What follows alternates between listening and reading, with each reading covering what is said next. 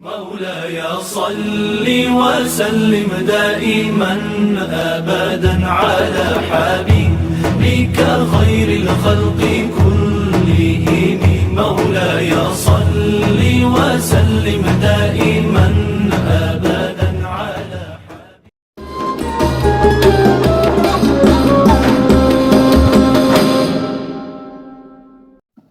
Assalamualaikum warahmatullahi wabarakatuh. Sahabat ilmu rahimakumullah. Perkenalkan, nama saya Muhammad Azhari dengan NIM 24531099. Saya berasal dari lokal PAI 4D. Baiklah, di sini saya ingin membuat tugas media dan pembelajaran PAI di SMP berkaitan dengan tafsir Al-Quran, mencakup fikih, akidah akhlak, dan Al-Quran hadis. Di sini saya mengambil elemen akidah akhlak, yang mana sebagai judul saya adalah Uswatun Hasanah, suri teladan terbaik. Dalam Al-Quran surah Al-Ahzab ayat 21 dijelaskan, yang mana ayatnya berbunyi, laqad kana lakum fi Rasulullah uswatun hasanah liman kana yarjullah wal yawmal akhir wa zakarallaha katsira. Shadaqallahul azim. Yang artinya, kata Allah, sesungguhnya telah ada pada diri Rasulullah itu suri teladan yang baik bagimu, yaitu bagi orang-orang yang mengharap rahmat Allah dan kedatangan hari kiamat. Dan dia menyebut Allah. Quran surah Al-Ahzab ayat 21. Ayat ini diturunkan dengan sebab ayat ini termasuk surat Madinah, yang mana ayat ini diturunkan pada abad kelima akhir dan abad kelima Hijriyah bersamaan dengan perang Khandaq atau perang Parit, di mana kaum kafir Quraisy dan kaum Yahudi yang ada di Madinah menyerbu kaum muslimin.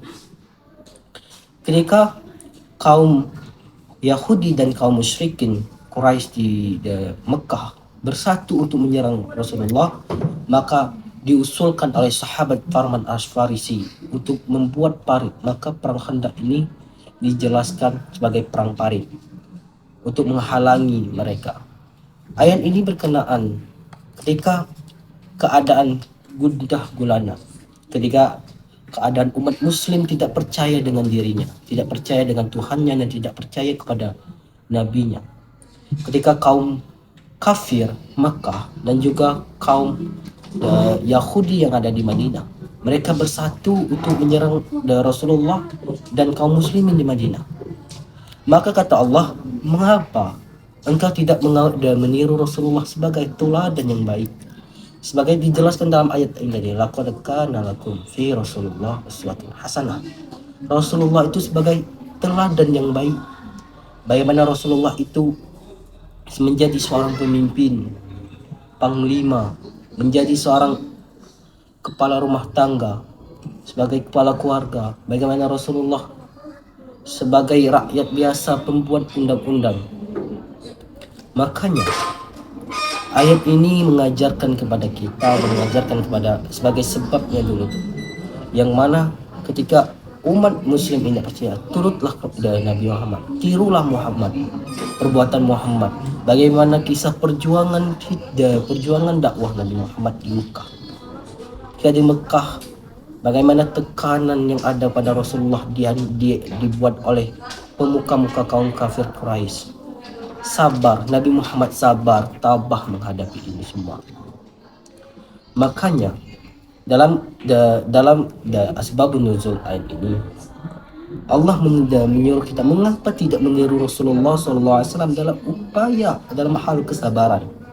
Apa yang mereka peroleh dari kesabaran itu dijelaskan dalam asbabun nuzul ini. Akhirnya Allah menurunkan hujan. Bagaimana keadaan waktu itu gundah gulana, bagaimana perang Quraisy itu tidak diberi kekeringan ketika perang Khandaq itu.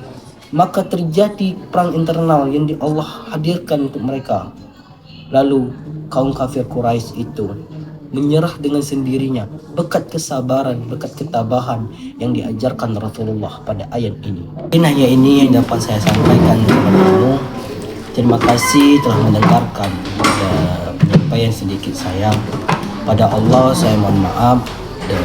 Apabila ada salah kata, saya mohon maaf. Pada Allah saya mohon ampun. Wastabiqul khairat. Wassalamualaikum warahmatullahi wabarakatuh.